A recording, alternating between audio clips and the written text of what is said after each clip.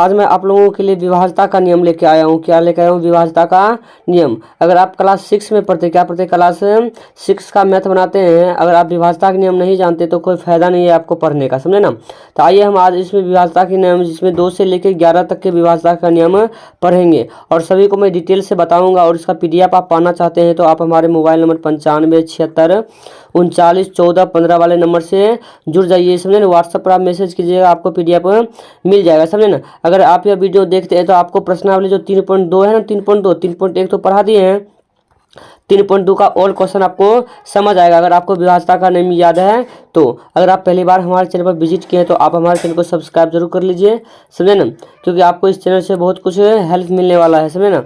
आइए अब स्टार्ट करते हैं 2 से विभाज्यता के नियम। देखिए यह क्या कहता है कि यदि किसी संख्या के अंत में, कहाँ संख्या के अंत में 0 हो, 2 हो, 4 हो, 6 हो, 8 हो, या इनमें से कोई भी हो, इनमें से कोई भी किसी भी एक अंक हो, तो वो संख्या 2 से पूरी तरह से भाग लगेगी, पूरी तरह से भाग लगेगी। हमको सिर्फ संख्या का लास्ट का अंक देखना, क्या देखना है? लास्ट का अंक। इसमें देखिए 0 है तो ये 2 से भाग लगेगा, इसमें 2 है तो इसमें भाग लगेगा, इसका लास्ट देखिए 6 है तो यह भी 2 से भाग लगेगा, इसके लास्ट में देखिए 4 है तो यह भी 2 से भाग लगेगा, समझे ना। आपको यह पता होना चाहिए कि यह भी 2 से क्या होगा, भाग लगेगा, समझे ना। अब देखिए आगे, इसमें देखिए 8 है तो यह भी 2 से भाग लगेगा। तो ऐसे बहुत सारी संख्याएं हो सकती है जो से आपको 2 से भाग लगेगी। देखिएगा कोई संख्या होगा तो आप खुद बताइएगा। अब ये 3 से विभाज्यता का नियम क्या कहता है? कहता है यदि किसी संख्या के अंकों का योगफल 3 से पूर्णतः विभाजित है तो वो पूरी संख्या 3 से विभाजित होगी।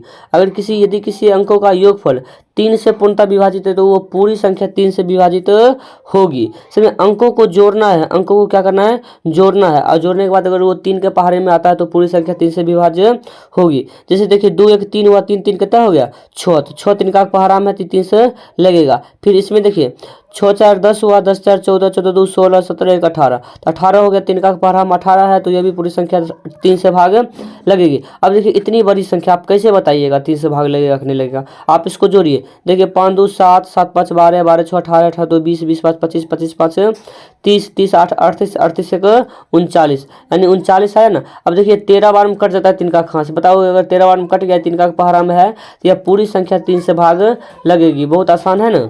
अब देखिए 4 से विभाज्यता का नियम, क्या देखिएगा?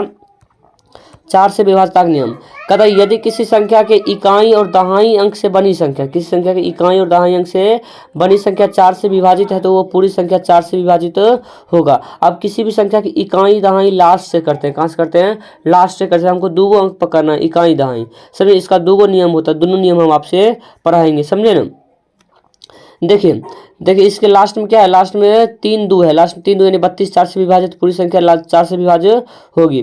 और एक देखिए 6 0 60 है तो 15 बार में कट जाएगा तो यह भी पूरी संख्या 4 से भाग लगेगी। इसके लास्ट में देखिए इकाई और दहाई यानी 84 है तो ये भी 4 से भाग लगता है तो यह पूरी संख्या 4 से भाग लगेगी। अब इसी में देखिए एक और नियम होता है कि अगर किसी संख्या के लास्ट में 2 शून्य है, लास्ट में क्या शून्य है? 2 शून्य है तो वह भी संख्या 4 से भाग लगेगी। जैसे मान लीजिए 5 6 7 2 0 है तो ये 4 से भाग लगेगी। क्या मान लीजिए 1 2 3 4 को सुना है, लास्ट में 2 को सुना है तो वो क्या हो? 4 से भाग लगेगी। लास्ट में कितना सुना होना चाहिए? 2। जैसे मान लीजिए 1 2 5 2 को सुना लिख दिए, बताइए 4 से भाग लगेगा कि नहीं लगेगा? लग जाएगा 4 से भाग। अब आइए 5 से विभाज्यता का नियम देखते हैं, क्या देखेंगे? 5 से विभाज्यता का नियम कहता है यदि किसी संख्या के अंत में 0 हो या 5 हो, 0 हो या 5 हो, या फिर 0 या 5 में से कोई भी एक संख्या हो, 0 या 5 में से कोई भी एक संख्या हो तो वो पूरी संख्या 5 से पूर्णतः विभाजित होगी। इसके लास्ट में देखिए 5 है तो ये संख्या 5 से विभाजित होगी। इसके लास्ट में देखिए 0 है तो यह भी 5 से विभाजित होगी। इसके लास्ट में क्या है? 5 है तो यह भी 5 से विभाजित होगी। अब देखिए 6 से विभाज्यता का नियम क्या कहता है? कहता है यदि दी गई संख्या 2 और 3 दोनों से विभाजित तभी वो संख्या 6 से विभाज्य होगा। अब देखिए 6 से विभाज्यता का नियम आपको देखना पड़ेगा कि 2 से वो संख्या भाग लगती है कि नहीं लगती है, और फिर 3 से लगती है कि नहीं लगती है। अगर 2 और 3 दोनों से लगेगा तब जाके वो 6 से विभाज्य होगा। मान लो कि अगर 2 से लगता है और 3 से नहीं लगता है तो वो संख्या 6 से कतई नहीं लगेगा, समझे। या फिर 3 से लगता है 2 से नहीं लगता है तो वो संख्या कतई 6 से नहीं लगेगा, समझे। इसमें देख लीजिए इस संख्या के लास्ट में 6 है तो इसका मतलब 2 से तो लगेगा। अब इसको जोड़ के देखते हैं 3 से लगेगा तो 8 5 13, 13 5 18, 18 6 24, तो 3 से लग जाएगा। 2 और 3 से लग गया तो वो संख्या 6 से लगेगा। आप इसको जोड़ के बना सकते हैं, समझे।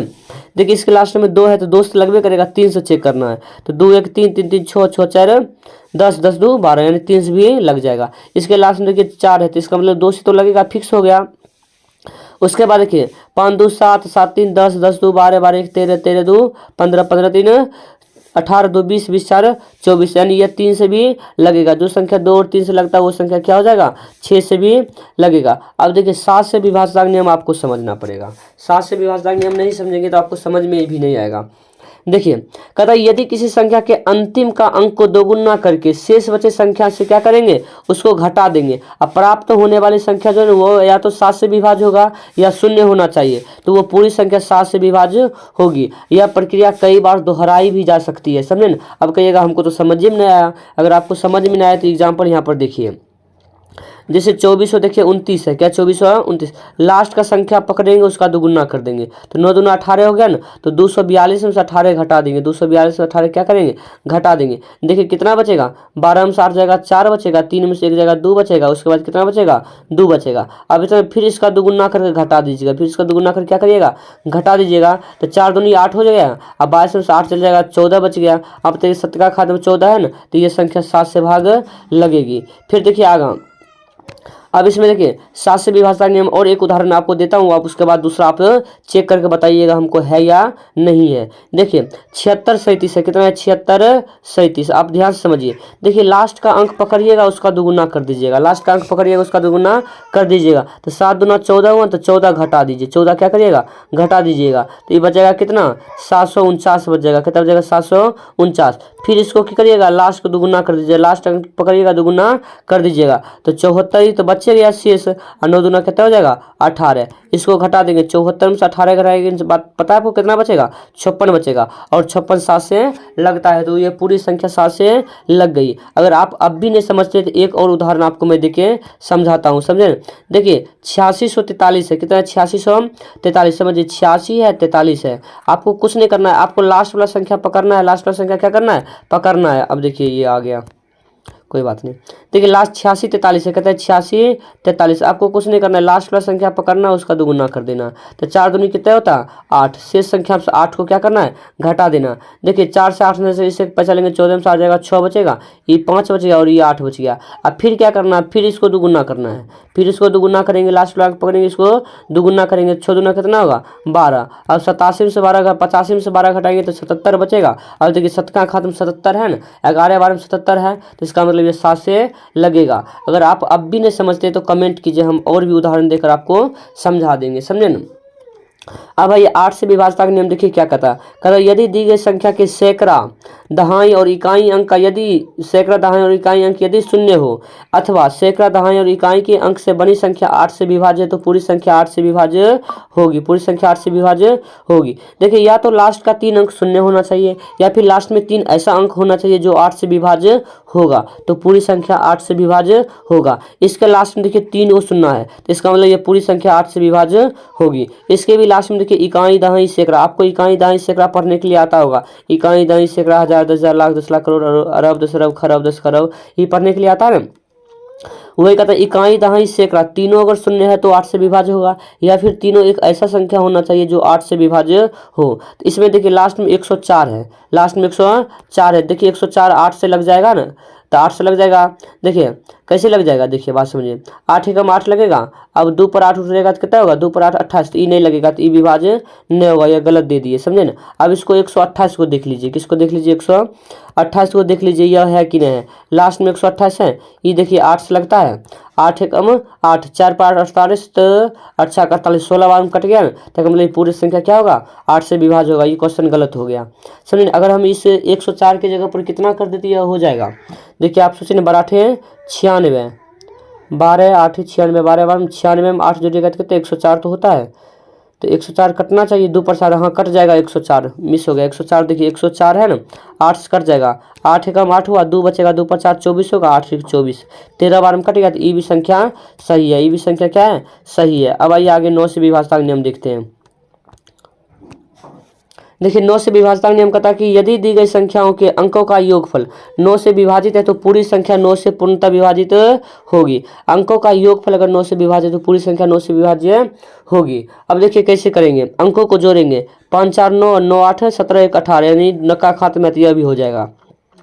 इसको जोड़िएगा, 5 2 7 7 4 11 1 12 12 5 17 17 8 24 24 3 27। ई भी देखिए 9 का खाते में, तो ई भी संख्या 9 से भाग लग जाएगा। अब इसको देखिए 8 2 10 10 6 16 16 4 20 20 4 24 24 6 30 30 2 32 32 3 35 1 36, यानी 36 हो गया। 36 भी 9 से भाग लग जाएगा, तो इसका मतलब यह भी 9 से भाग पूरी संख्या लगेगी। अब आइए 10 से विभाज्यता का नियम देख लेते हैं। यह बहुत आसान ही है। कहता है यदि किसी संख्या के अंत में शून्य हो तो वो पूरी संख्या 10 से विभाज्य होगी। इसके लास्ट में देखिए शून्य, इसके लास्ट में शून्य, इसके लास्ट में शून्य, तो ये सारी संख्या 10 से विभाज्य होगी। अब समझने वाली बात है 11 से विभाज्यता का नियम। किसका भी होता है?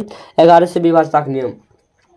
देखिए कहता है यदि किसी संख्या के सम स्थानों के अंकों का योगफल, किसका? सम स्थानों के अंकों का योगफल अगर 7 से विभाज्य है, सॉरी, सम स्थानों के अंकों का योगफल तथा विषम स्थानों के अंकों का योगफलों का अंतर 11 का गुणज है या फिर शून्य है, तो वो पूरी संख्या 11 से क्या होगा? विभाज्य होगी। जैसे मान लीजिए 46 53 है ना, एम सम स्थान और विषम स्थान आपको समझना आना चाहिए। तो सम स्थान उसे कहते हैं जो 2 से पूरा 2 4 6 8 10, इसको कहते हैं सम स्थान।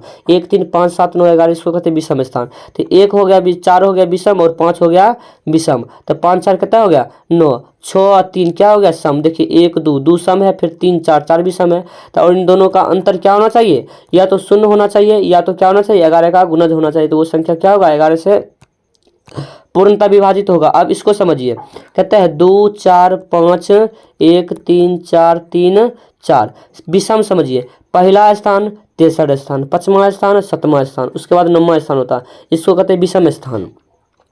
जोड़िए 2 1 3 2 5 2 7 7 3 10 10 3 13 हुआ। अब माइनस करेंगे, अब सब स्थान को जोड़ेंगे, 4 1 5 5 4 9 9 4 13। फिर देखिए 13 से 13 चल जाएगा तो कितना बचेगा? 0। या तो 0 बचना चाहिए या तो 11 का कोई पहरा बचना चाहिए, तो वो संख्या 11 से पूर्णतः विभाजित होगी। आपको हमने विभाज्यता का नियम पढ़ा दिया है। अगर आपको यह वीडियो अच्छा लगा है तो आप हमारे चैनल को क्या करिए? आप हमारे चैनल को सब्सक्राइब करिए और कमेंट करके हमको जरूर बताइए कि विभाज्यता का नियम आपको कैसा समझ में आया या नहीं आया। धन्यवाद देखने के लिए। Thanks for watching.